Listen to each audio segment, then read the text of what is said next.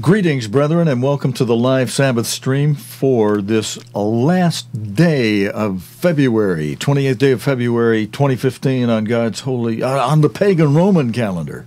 Now, I usually start out with the date from the God's holy sacred calendar, so I kind of got goofed up by starting with the pagan date first, but it's the last day of February, so I kind of wanted to emphasize that. It's already the last month of God's sacred calendar. We're 9 days into the last month, into the 12th month on God's holy sacred calendar. It's the 9th day of Adar, the 9th day of the 12th month.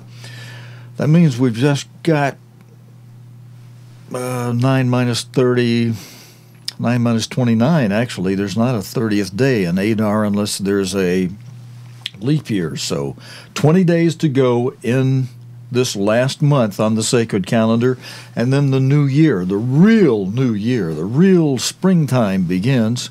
Woo-hoo! Hey, we're just a couple of weeks away from when God considers it to be spring. Hooray! And then 14 days after that, after the first month begins, and just 20 days from now, we count down 2 weeks, 14 days until the evening of the 14th. It begins in the evening at sunset, the 14th. So right after the 13th, that evening at sunset, it'll be on the Roman calendar, it'll be the second day of April, April 2nd.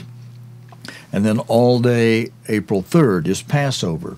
But that evening, on the pagan calendar, as you look at the calendar, it's April 2nd until midnight. Now, something happens on God's sacred calendar, though. On April 2nd, the day part of that April 2nd is the 13th day of the first month until sunset. And even though the pagan calendar continues to be April 2nd after sunset until midnight, at sunset it becomes the 14th of the first day. So we don't want to start Passover service before sunset, or we're doing it on the wrong day. We're doing it on the 13th instead of the 14th, as God instructs. But we want to start pretty soon after sunset in observing the Passover foot washing memorial or ceremony. It is a memorial. Brethren, I have a sermon by Mr. Armstrong today. I'm just going to play one part of a sermon from May 1974. Now, some of you may be saying, "Hey, wait a minute, Steve. I thought you said you were going to play the what did we do? The first part already? Another part? You were going to play a certain sermon by Mr. Armstrong on how to keep the Sabbath." Well, I've had a little problem, a couple of things. I always say, God willing, we'll do this or that. So if you listen to my words carefully, I say, God willing. So, when I make a plan, it's with God's, it's subject to God intervening and choosing otherwise. It's also subject to things like, I hope all of you are doing well, because I'm still in a little bit of recovery from the last couple of weeks of sickness.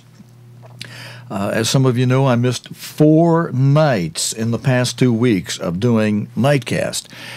And some of you that know me well know I've made a real commitment to doing Nightcast, that usually it's hell or high water, I'll do that program and I'll prepare for it. But when you're as sick as I was 4 evenings, and the day part of those days too, and I'm still trying to do a lot. We're putting in new equipment, both audio and video. We've got some new cameras. I haven't been able to get them hooked up yet.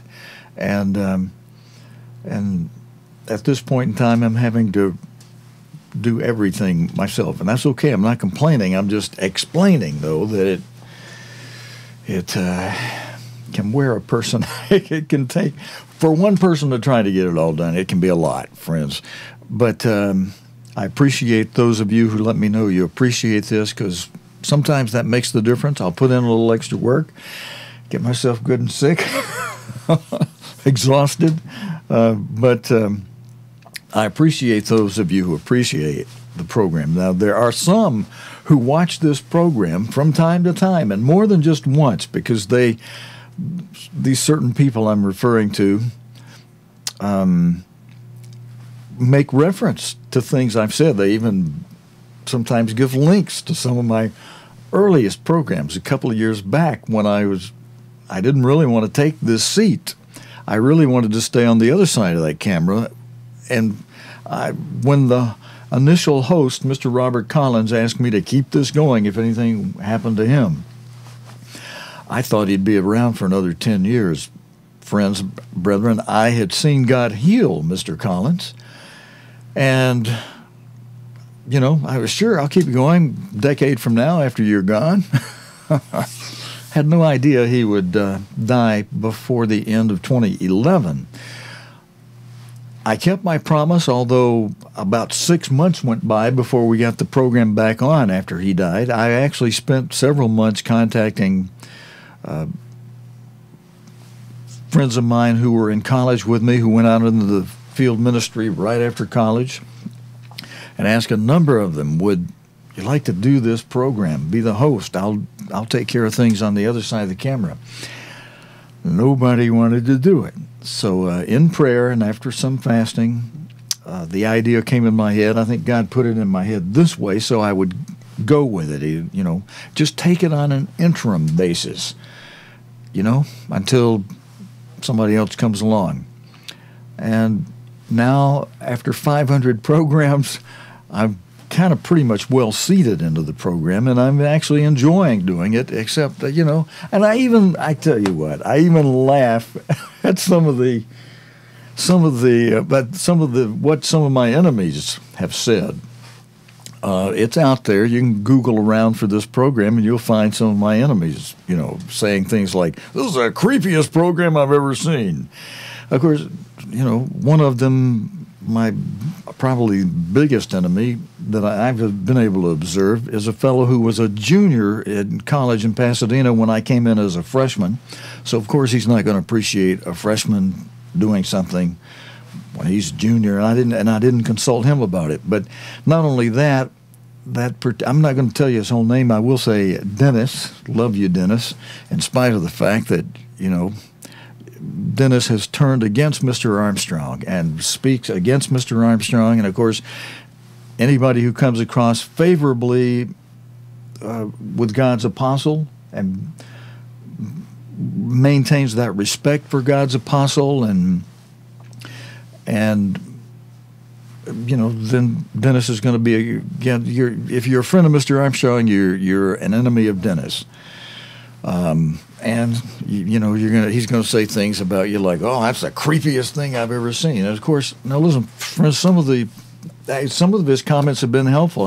Like, okay, let's buy a monitor that I can have right next to the camera so that I can, to check the shots and the audio levels and everything, I can still be looking at the camera instead of having to look over to the side where the equipment is and monitors and things, as I've gotten into a habit of doing. And he says, "Look at his shifty eyes." You know, well, when I look over there, I've been looking at the controls. And I have to do that once in a while because I've actually sat here and talked for several minutes and forgot to turn on the microphone. And then when I do look over there and see that, hey, the VU meter's not wiggling like it usually is supposed to do, I see the mic switch isn't turned on. So we're getting some monitors set up and things where they'll be right beside the camera so that I can see those. So thank you, Dennis. You alerted me to something that I see. You're right. That was a problem. It looks shifty-eyed if the guy on camera has to look over here and look over there. So thank you for pointing that out to me. Of course, now in Spokesman's Club, when we evaluate someone and tell them how they can improve, we tell them what they're doing that wasn't so hot, but instead of just telling them you're not doing so hot, we think it through. Hey, how can you improve that? And, you know, Dennis didn't give me the how to improve. He just pointed out the things I wasn't doing so hot. But I figured that we're working on that. I'm consulting with people who, when you tell them, hey, I got this problem, well, put a monitor next to your television camera. Oh, okay, that's how you can improve that. Then you won't need to look away so far. I've got a tiny monitor over there now. We've got a new one that's ordered, should be in this week. And as I get to putting in the new camera, hopefully that new monitor will be in. We can put it right next to that camera, too. Now, I'm talking primarily, brethren and friends, about the program I do in the evenings called Nightcast, the news program. And I admit I've relaxed on the Sabbath a lot more. That program, I run a teleprompter, have my notes in there, and really focus on introducing the news and boom right into it and relate it to one of the Bible prophecies, mostly the seals of Revelation that it refers to, and then get right into those stories and try to pack that program into 45 minutes. Some of you have been telling me, go ahead and go an hour, Steve. But I try to hold it down to 45 when I can, most of the time I can. And if there's not a whole lot of news I have to cover, I'll pull it on back to a half hour.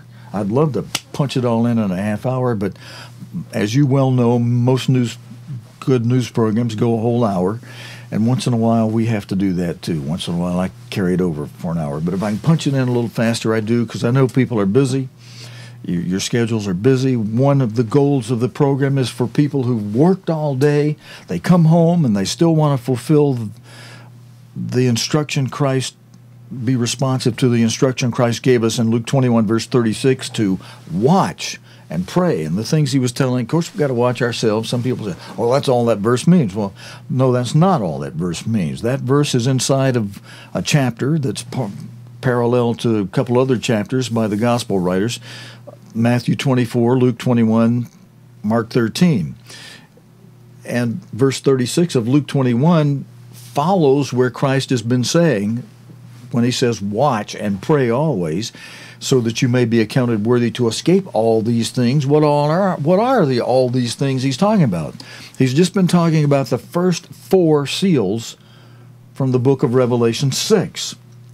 Those are depicted by your white horse, your red horse, your white horse of false religion, your red horse of war and rumors of war and world war, your black horse of famine, and your pale horse of disease, epidemics, seismic conditions, commotions in the air, commotions on the ground, and terroricade, trouble, general trouble that eventually escalates into the mega trouble, the great tribulation of the 5th seal of Revelation. And I usually put charts up on the screen. We go over that from time to time during the Nightcast program as news stories relates, and then a little filler in between stories. Okay, all right, friends, let's get to Mr. Armstrong, because why I'm playing this program today that I'm playing. It's from a sermon he gave in May of 1974 in BricketWood. Now, those of you who were around that year or who know history will realize 1974, that's the year that Ambassador College in BricketWood was closed down. Yes, that's right. At the end of the school year in May of 74, Mr. Armstrong closed down BricketWood and then sold the facilities over there later. It was for a couple of reasons. One, we were in a budget crunch then. 2, we were in a situation where a number of ministers had just rebelled on the east coast of the United States and taken a lot of members away with them as they did that, and the income was down. And the American work supported the BricketWood campus. Took a lot of money to run it, and most of that money came from Manasseh, from the United States.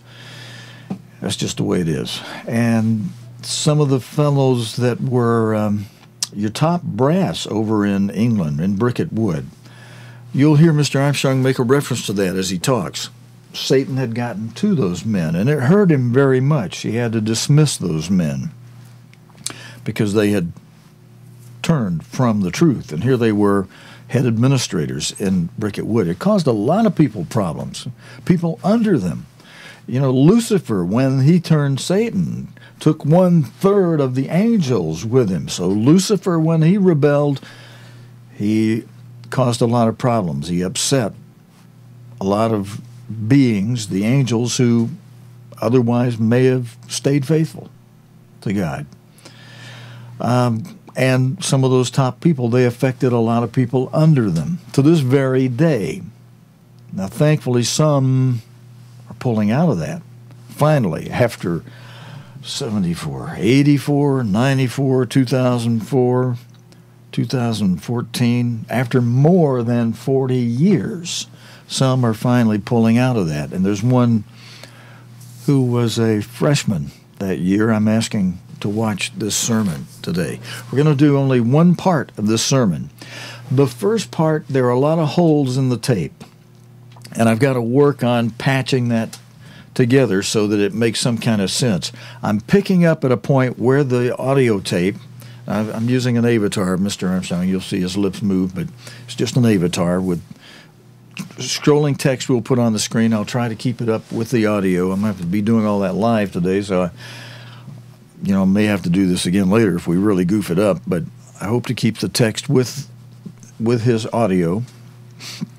And, by the way, friends, that's another reason why I'm not showing that. I want you to see this. There's two reasons why I'm showing this now. I want you to see this sermon. Those of you who've indicated that you need some help and instruction about something Mr. Armstrong said about what you can do on the Sabbath. I want you to hear this sermon, because in this you'll hear a lot of things about what he went through about keeping the Sabbath and how important he knows Sabbath keeping is. In fact, that's one of the problems with some of the men he had to let go of. They had went against him. And part of the tape that's messed up, he explains, and I did want to tell you this. This part's left out. You won't hear this, but at least for now. Later on, I may try to get that audio for you, but I'll just tell you, one minister, one Sabbath, some years back before this, asked Mr. Armstrong if he could do the opening prayer. And Mr. Armstrong said, sure, you can do the opening prayer. Well, that minister used the opening prayer to try to put across a message, how that minister had gone in opposition to Mr. Armstrong, and in the opening prayer, he was thanking God that for Jesus Christ and how Christ more important than any day, and we should, be worshiping Christ and not a day, and really slamming against the Sabbath, and kind of a long, drawn-out prayer. And Mr. Armstrong said, well, that man probably thought after his prayer he had really done in Mr. Armstrong's sermon about keeping the Sabbath. That anything Mr. Armstrong would say after that would just be washed out by all the things this man said in his prayer. But no, Mr. Armstrong was able to use what the man said and explain things to people, and it worked. But here he had somebody asking if he could give the opening prayer and using that opening prayer as if it were a sermon against Mr. Armstrong's sermon. So that's some of the kind of things Mr. Armstrong's had to put up with. And that prayer was totally against Sabbath keeping. Mr. Armstrong overcame that. And some of the permissions, some of the things that you'll hear eventually, a couple of 3 weeks from now, when I do get around. Another reason I'm delaying that was also I had to pray and ask God, I just couldn't get to the transcript. And so should I just go ahead and run it without it? Or I promised I'd do it with transcript. And the idea came, check out this sermon. I checked it out and I said, oh, wow, you need to hear what he's saying about the Sabbath in this sermon before you hear the other one, if you're going to have any kind of problem at all with something Mr. Armstrong said that we can do on the Sabbath. Not a command to do it, just a permission. And I will say this much. At feast time, it'll be good before Feast of Tabernacles, which is a good time to be with other brethren.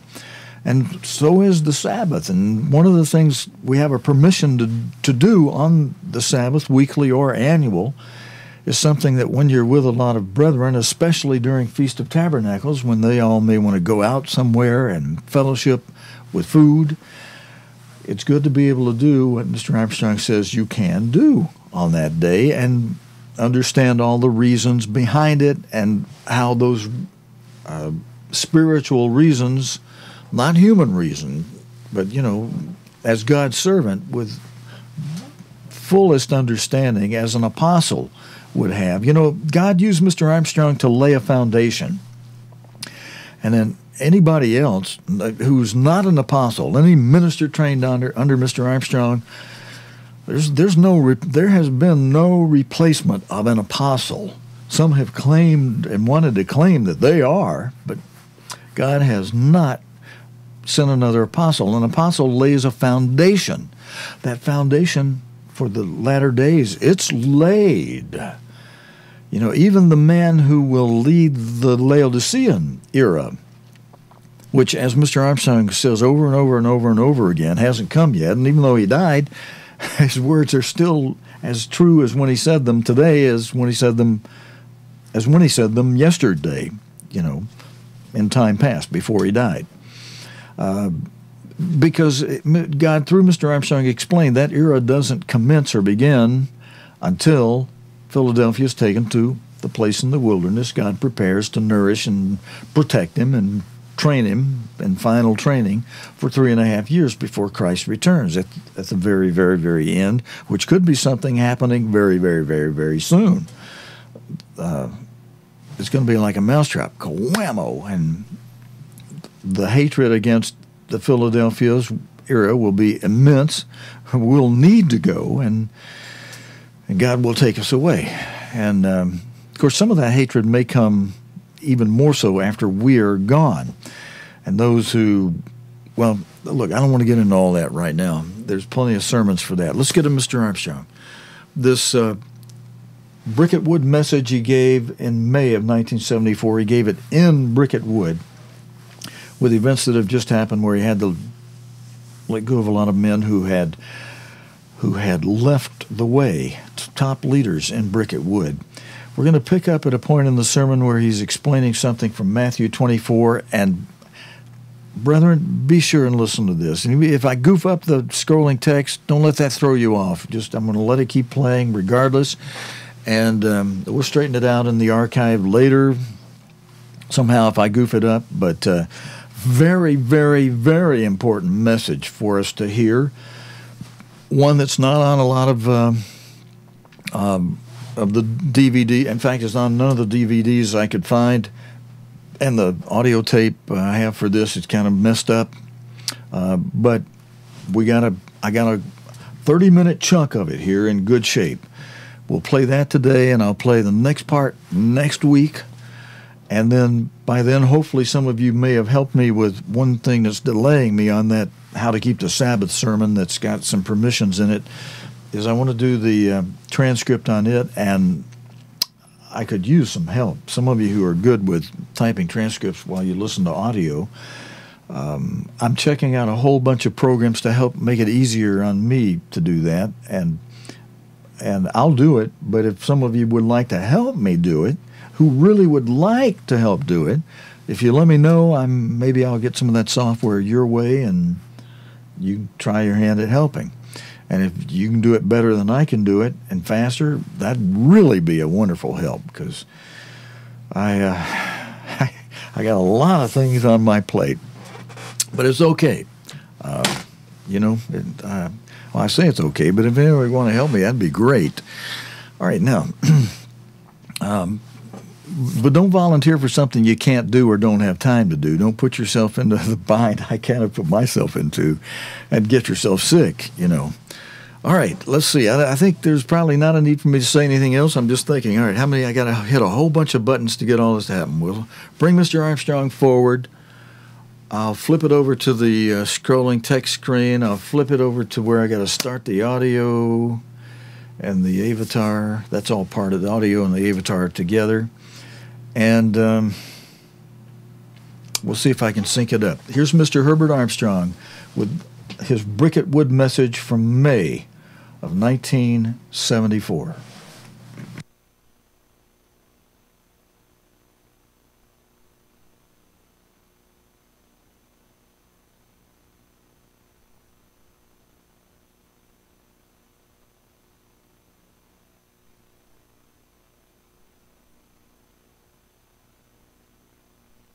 The next verse here in Matthew 24 And this gospel of the kingdom shall be published or preached, on Mark 13:10 is published, in all the world for witness of all nations, and then shall the end come. The disciples had just asked him for a sign of when the end of this world would come.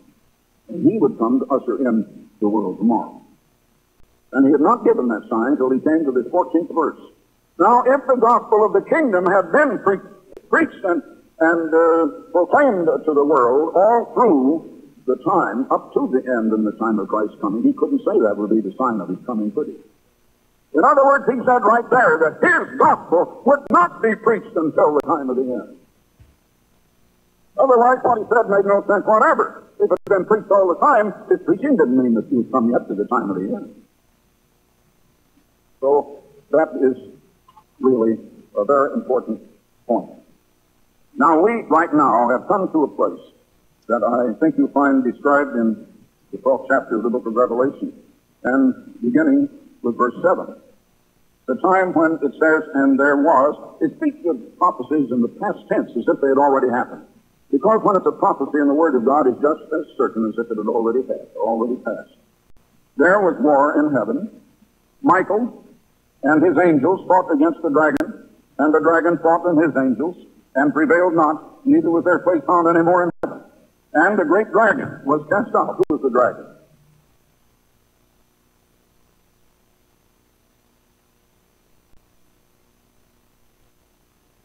The great dragon cast out, that old serpent called the devil and Satan, which deceiveth the whole world. Now, brethren, I suppose that couldn't include anybody here.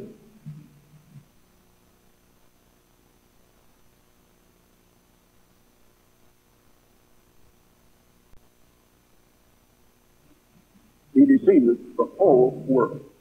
You know, a deceived person thinks he's right. If you know you're wrong, you wouldn't be deceived. Then you'd know. Deceived people are probably just as sincere as those who are undeceived and who know the truth. And this whole world is deceived. That's not saying anything against the person. Which deceiveth the whole world, he was cast out into the earth, and his angels cast out with him. And I heard a loud voice saying in heaven, now is come salvation and strength and the kingdom of our God. That doesn't come until the second coming of Christ. But at the time of this prophecy, the announcement will go out that now is the time, now it is coming, is come. And the power of his Christ, for the accuser of our brethren is cast down, which accused them day and night. Now, I think Satan has a few people doing his bidding. They like to accuse me of this and that and the other thing. I hate such accusing people. That is the job the devil is doing.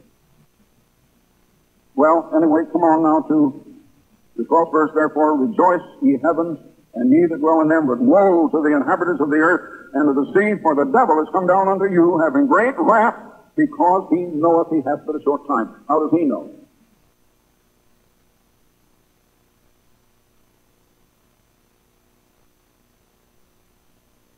How does he know the time is about up and that this world is about to end? Because what this church is doing, the gospel of the kingdom is now going to the world for the first time in 1850 to 1900 years. That's how Satan knows.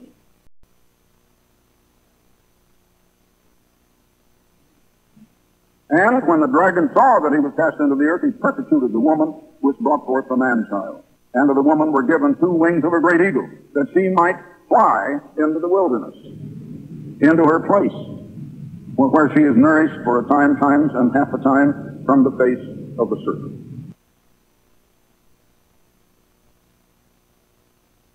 Now, that is a prophecy that is just immediately ahead. And perhaps that war in heaven is already being fought or has been. We're very close to that time. But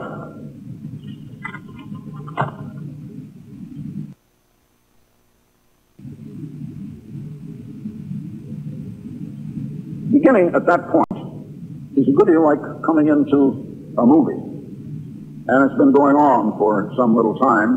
And the things you see don't exactly make sense to you because you don't know what it's going before. You need to see it from the beginning. And you know, it's a good deal like that. We start in the teaching of the Bible for this time, and prophecies for this time, and if you don't know what went on before, you just don't get it. I've looked at sometimes plays on television. Maybe it's an hour long, for some reason that I wanted to see this particular one, and I tune in when it's been going on about 15 minutes. And you know, I can't make head or tail of it from that time on. I don't know what went before, and it's just everything else is just based on what went before, and you don't get the meaning. So we have to go back to the beginning, and I'll tell you that's one reason people don't understand the Bible. It's one reason they don't understand the true gospel.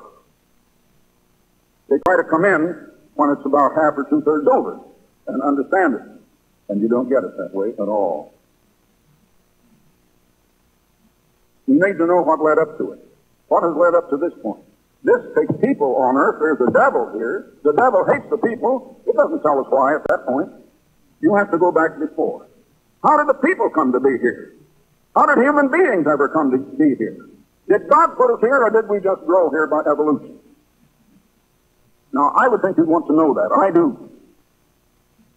And when people try to disagree with the truth of God and of God's church, they usually start right in there and they take it all out of context. You don't know what's gone before and you don't understand it. All right, let's just skim through very rapidly. See if I can skim through in about 10 minutes. Genesis 1:1.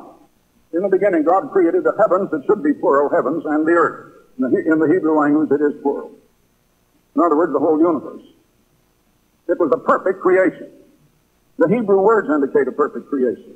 In Job 38:1-7, God is speaking to Job. He says, "Where were you, Job, when I created the earth?"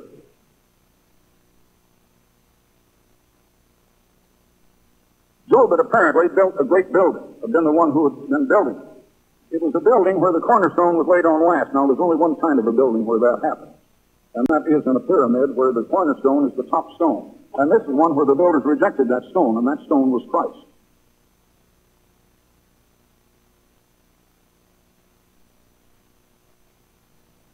Apparently, Job, then, there's some indication that he well could have been the builder of the Great Pyramid. Now, not that he was Khufu. He was not the Pharaoh of Egypt at all, but he could have been the great engineer that the Pharaoh brought in to do it for him. Anyway, God was showing how he created the earth. Where were you when I created the earth, when I laid the line upon it, when I did this and that and the other thing? And all the holy angels shouted for joy.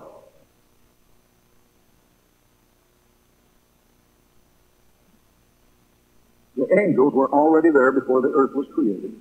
It was a beautiful place. The angels were so glad to see it that they shouted for joy. Now, that indicates to us that angels populated this earth before Adam. God had created angels. He had put them here. If you read the various scriptures about it, 1st and 2nd Peter, the 2nd chapter, and from the 4th on through the 6th verse, you'll find the angels that sinned and kept not their first estate, which was this earth. And then the next thing shows another sin between Adam and Noah. And the flood that brought destruction to the whole earth as a result of that earth-wide sin. Then next it mentions Sodom and Gomorrah. Destroyed totally. But the area that the sin covered was the area destroyed. In that case, it's just those few cities. So we know there was a destruction to the earth. Now you come back to the 2nd verse of Genesis 1, and you find that the earth was in a state called in the Hebrew language tohu and bohu. Those Hebrew words really mean waste and empty, or chaotic and in confusion, as a result of the angels that sinned. They were here to develop the earth, to do something good with it, to build it up. Instead, they tended to destroy it. Just as Satan has induced human beings to do. We have polluted the earth, its surface, its soil, the waters, the drinking water, the air. It's all polluted. We have tended to destroy what God gave us. We're doing the bidding of the devil, who's the god of this world. And now we find that God's government was put over those angels. And God set one on a throne. He was a super archangel. He was the greatest, most perfect being that God can create. Now let me tell you one thing. God cannot create holy, righteous character instantly in a person by fiat. That's something that can't be done. That kind of character has to be developed through experience and by time. But God created this being, great as he was, gave him powers, gave him the power of thinking, of reasoning, of drawing conclusions, of making decisions, making choices. He wouldn't have had any personality or been a being otherwise. Now God instructed him in the truth, in the government of God, which is based on the law of God, which is love, L-O-V-E. Love is an outgoing concern toward others. And God's law is love. And God's law is not like any laws men make. God's law is a way of life. Men don't make laws that are a way of living, but laws to govern people the way the lawmakers want to rule them and govern them. So, this fellow got to reason. He got to thinking. You see, God's law is love. Now that's the way of peace. That is the way of cooperation. That's the way of helping, assisting, of having concern for others. But Lucifer began to reason, look, I want to exalt myself. Why should I exalt God? I'm going to get myself to be bigger than God. God made the universe. He created it. I don't have the power to do that, but I'm going to try to take it away from him. I want to take it away from him. So, he reasoned that lust and greed would be better, that jealousy and envy would be better. He resented authority of God over him. He began to teach his angels stuff. Look, God is taking everything but this one earth. He's got all the rest of the universe. He's not fair. They began to criticize God. They began to judge him. They got into a spirit of competition and strife, of violence and war, of destruction. The name of this super archangel was Lucifer. You'll read of that in the 14th chapter of Isaiah, and I can't take the time for all of that. I want to go through this real quickly, this part of it. He was given a throne. He said, I will exalt my throne above the angels of God. In Ezekiel 28, it talks of him. It says he was perfect in all of his ways from the day God created him. He wasn't a born being, a created being, until iniquity was found in him. It said he sealed up the sun of perfection, wisdom, and beauty. He was a created being, a great being. But he had brought disaster to this earth. And he had strapped the government of God, which was here. Now, why did God create human beings? You go back into the second verse of the first chapter of Genesis, and the earth was without form and void, and darkness was upon the face of the deep. In other words, it was chaotic and in confusion. It was waste and empty. It was covered with water.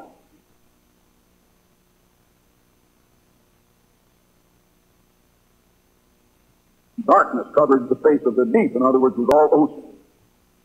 Now, in the 104th Psalm and verse 30, you will read that God sends forth his Spirit, and he renews the face of the earth.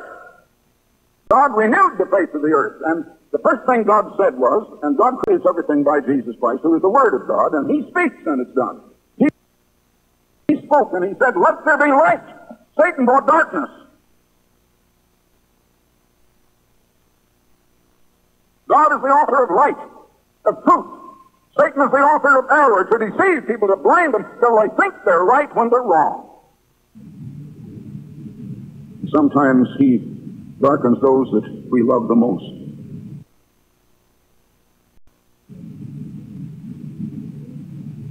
And Satan's been busy over here in England. Very busy. God says Satan's got people turning and thinking that black is white, and that down is up, that east is west. They're sincere, they really believe it, but they're misled. That's the pity of it. Brethren, I tell you, we need to pray for people that have been so deceived. You have to be a weak-minded nitwit to be deceived by Satan. Do you know that he has deceived the greatest minds in this earth? The greatest minds don't know the truth. They don't have it. They don't have the Spirit of God. They don't believe there is a Satan. They don't believe there is a God, most of them. Well, in 6 days God renewed the face of the earth. Then he said, after creating the animals, each after his own kind, let us The word for God is Elohim, which is a unite plural, as used in the first chapter of Genesis. Now another word comes into the second chapter, which refers to the Word, the spokesman, Yahweh.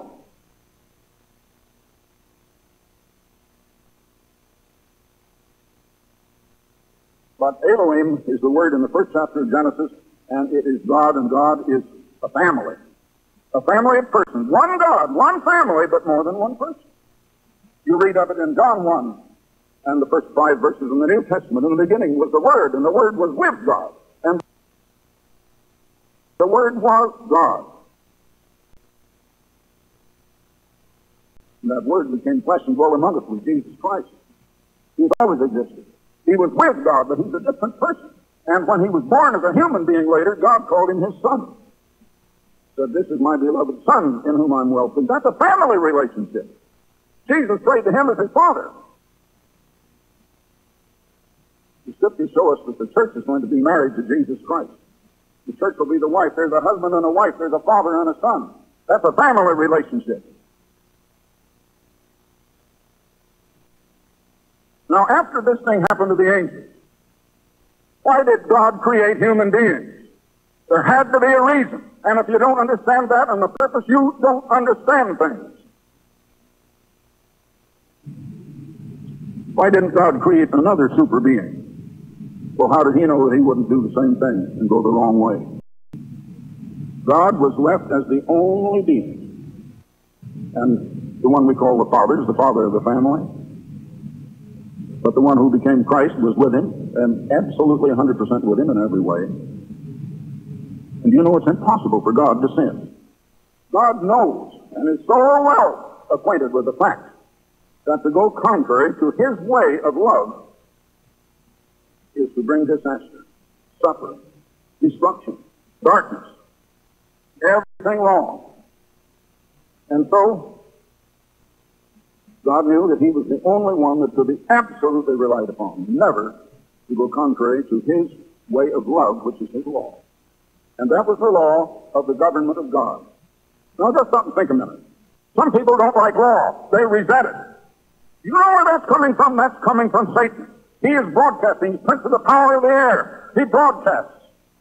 And your mind is in tune with his wavelength. Your mind. Every one of you here. So is my mind.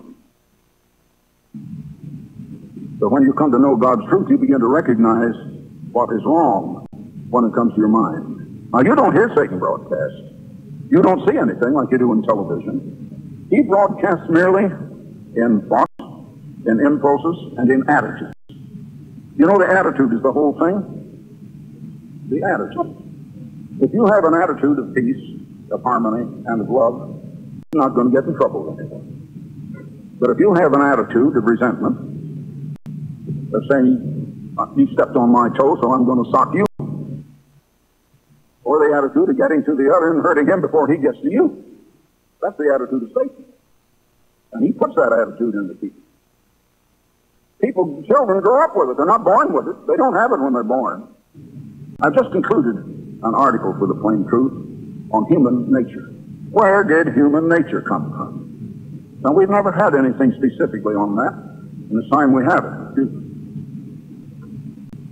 And so I have written this to part 8 of the Human Potential series. Where did human nature come from? Did God create it in us? Did God create in us a nature that is hostile to God and not subject to his law, the right way of life, and can't be? Did God create in us a heart that is deceitful above all things and desperately wicked? Did the God of love do that? But we have it, don't we?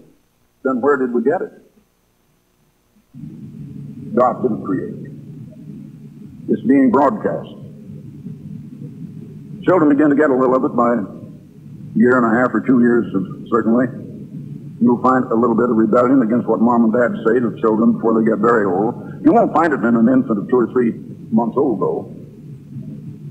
You see, sweet little baby, don't think all that evil is in him. It isn't yet. But it'll get there. And we have all tasted of the way of Satan. Every one of you and I. We all have. Now, we're put here for a purpose. God knew He's the only one that will not and cannot ever sin because He will not. And He has a great program. He had a great program ahead for the angels to cover the whole universe. Most of the universe, except for this earth, is like our moon. It is a dead hulk of decay. Now, God doesn't create things like that. There's a reason they became that way. And God intended the angels to go over the whole universe and do a tremendous job, but they had to do the job here first. They didn't. They had to. God can't have things going without some kind of regulation. And we can't have peace, and we can't do the job God wants done unless we're in harmony and have His spirit of love.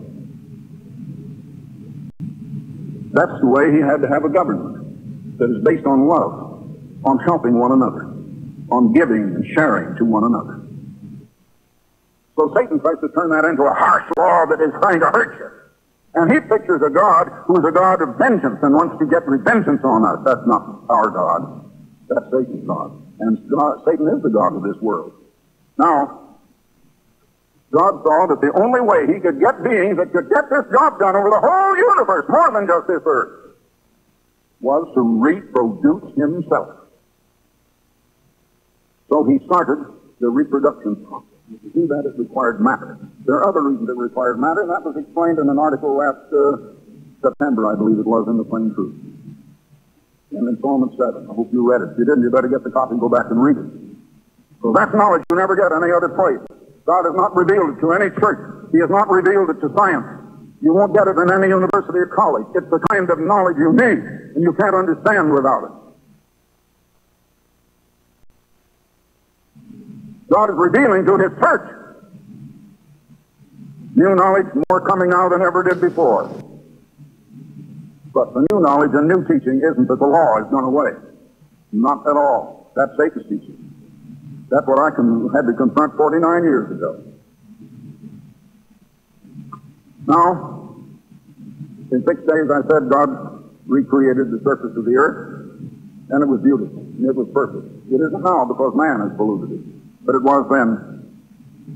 And God said, let us, not me, more than one person, let us make man in our image. In other words, let us make man after the God kind. Man was made to have a relationship with God. Man was given a mind inferior to God. I need to be triplets. I need to be several places around this earth all at once, and I can't be. Well, God is going to reproduce Himself, so there'll be a lot of Him. And He wants us to come to be like Him. And if we'll just yield, we can be. We can be. Well, He created Adam. He said it wasn't good that the man be alone, so He created woman.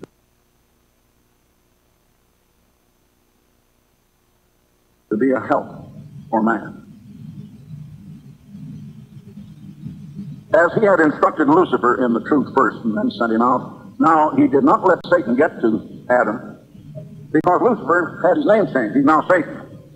He was light bringer. The name Lucifer meant bringer of light and truth. Shining star of the dawn. It's the meaning of that Hebrew word or name. And now his name is Satan, which means adversary, competitor, enemy. That's what he has become. But he's an immortal being, just as angels. He must remain on this earth until a successor has qualified to restore the government of God on this earth and has been inducted into office and restored it. Adam was the first one that had a chance. The two trees were symbolic in the Garden of Eden, the one of the Holy Spirit of God who had given him God's nature, the divine nature. He didn't have it. He never took it. The other was the tree of the knowledge of good and evil. They took that, and when Eve took it, and Adam took it with her, they took to themselves the knowledge of what is right and what is wrong, what is good and what is evil. They wouldn't let God tell them what is the right way. No, I want to decide for myself. I don't want any government over me. And you'll find out that those that go out from this church sooner or later come to the one thing to say, I don't want any government over me. And what God does want is His government over us. That's the only reason we've been pouring, brethren. I can't put enough emphasis in that. If you hate the government of God, you're on Satan's side.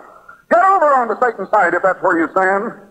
But if you're on God's side, get over here on God's side and stay there. And remember, he that endureth unto the end is the one who's going to be saved.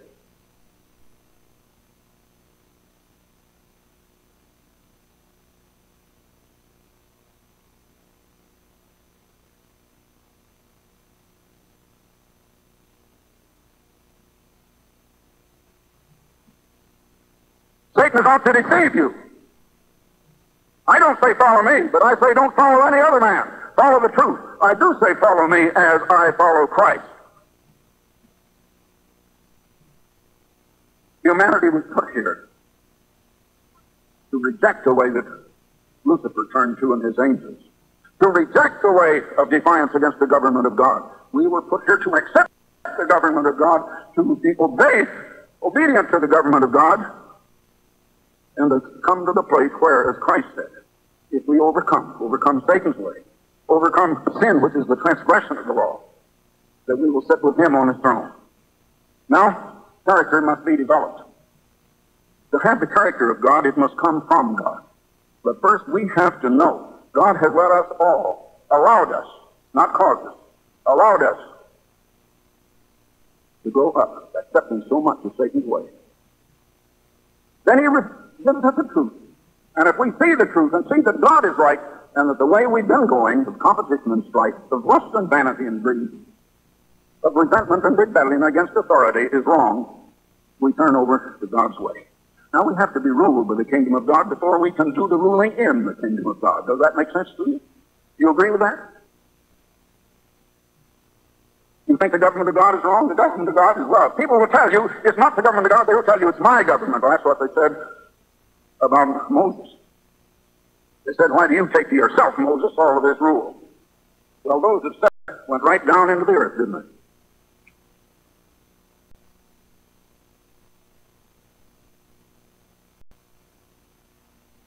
I didn't take it to myself, brethren. I was called, and I had to swallow the most bitter pill I had ever swallowed in my life. Satan may have used Adam's wife to get to Adam, but God used my wife to get to me. Now, what do you think of that? He made my wife see the truth. He hindered me. I didn't want any of it. I had every argument against keeping the Sabbath that anybody can think of today. Well, that's old stuff with me. I went all through that 49 years ago. My wife just smiled and shook her head. No. I said, but look, you have to obey me. I'm your husband. She says, I have to obey you in the Lord and not contrary to the Lord. Well, I couldn't come back on that. She remained firm. She didn't lose her love for me. But she didn't lose her love for God either. So I agreed I would give it an honest research. I almost believed there was no God because I was challenged on evolution at the same time. Finally, I proved how false evolution is. I proved the existence of God. Next, I proved that the Bible is the Word of God, infallible in its original writings. And, of course, we have different translations, different copies. But we can get to the truth if we want to, if we're sincere enough that we really want to. And finally, I had to see that I was wrong and the world is wrong and that all nations are deceived. Now, that was a bitter pill, but I swallowed it. I'd been in business and I'd been quite successful. Now I had to start from nothing. And when I started preaching God's way of giving instead of Satan's way of getting, at first I was getting a salary of $3 a week, and we were getting eggs and we were getting old vegetables and things from some farmers thrown in. I rejected that $3 a week when the challenge came to obeying God. From that time, within about 1 week from that time, the parent church of this era, God's church, was raised up with 19 members. There's that number 19 again. Some people like to ridicule it. And that church is going on bigger and bigger all the time. Sometimes a few fall away. That's been happening all these years, for 42 years now. But always, within 2 or 3 months, more new members have come in than those who went out. The church keeps growing. The work of God keeps growing because this is of God. When I get into trouble, you know where I go? I go into a private room on my knees. And God shows me how to solve it. This is the work of the living God, and don't you ever forget it. It's not the work of men. And the men that go out of it go to no place. That's happened for 42 years. See, I've seen this happen. You haven't, brethren. You don't need to take my word for it. If you want to put it to the test, go on out. I won't stop you. But I'll go on loving you just the same. As I do go on loving those who have gone out.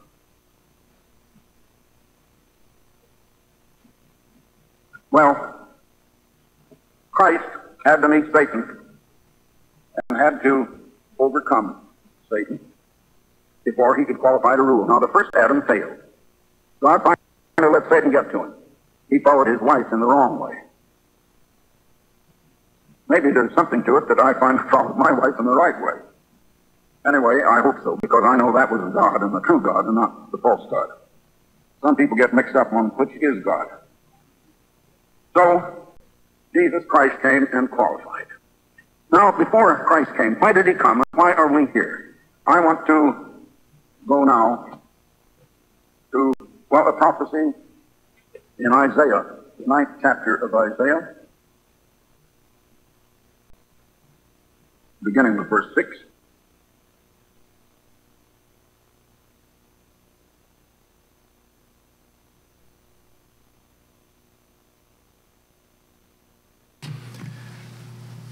Brethren, we'll pick up with part 2 next Sabbath. Thanks for joining us this Sabbath. Have a wonderful week, and the rest of the Sabbath, have a really great one. Hope you can fellowship with some other brethren today. See you next week. And see you Sunday night, God willing, on Nightcast with the day's current news related to the Bible and prophecy. Bye-bye for now.